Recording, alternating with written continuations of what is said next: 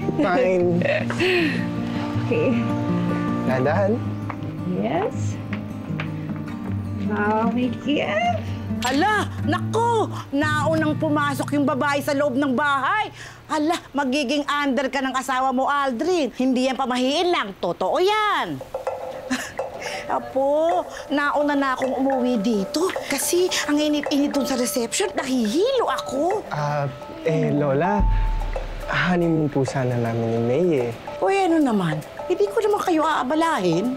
My loves, di ba nasabi ko naman sa'yo na dito muna sa atin si Lola Dolores? Ha? Hindi pa naman ako oo, diba?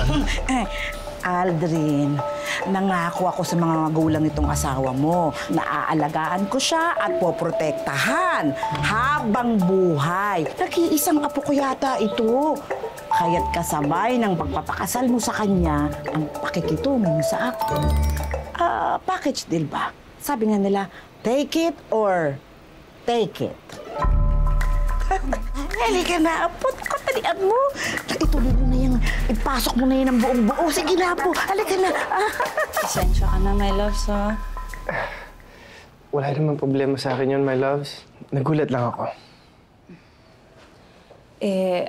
Alam mo naman, dalawa lang kami ni Lolang magkasama. Nangako ako sa kanya na hindi ko siya iiwan kapag bubuo na ako ng sarili kong pamilya. Hindi ko naman siya pwedeng iwanan na lang basta. Well, okay. Sige, my love. Kung sino ang mahal ng mahal ko din.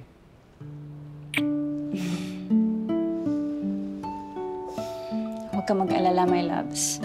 Okay nga yun, di ba, na nandito si Lola? May makakatulong tayo sa gawaing bahay. May magbabantay dito kapag wala tayo. Hindi naman alagain si Lola. Alright. Okay. Nagugutom na ba kayo? Magluluto ako ng hapunan. Lola. Diyos ko, mamaging Diyos! Ay! Bakit ganyan ang itsura ng kama mo?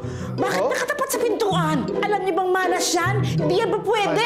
Kasi kapag matutulog kayong mag-asawa, kukunin kayo ng engkanto. Hindi pwede nakatapat ang mga paa ninyo sa pintuan. Ayusin mo yan, Aldrin. Halika, hibuhatin mo, ikutin mo. Oo!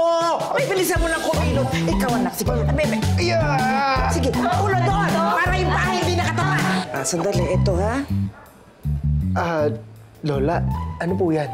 Nako, itong mga balahibong to may kasabihan. Kailangan ilalagay ninyo sa ilalim ng inyong mga ulan. Kasi ito ang simbolo para patuloy na maging tapat ang pagmamahalan ninyo. Gantong-ganto kami ng lolo mo. Naglalagay ako sa ilalim ng unang. Kita mo, hanggang ngayon, hanggang mamatay na siya, nagmamahalan pa rin kami. Umalis ka dyan. Ha? Okay.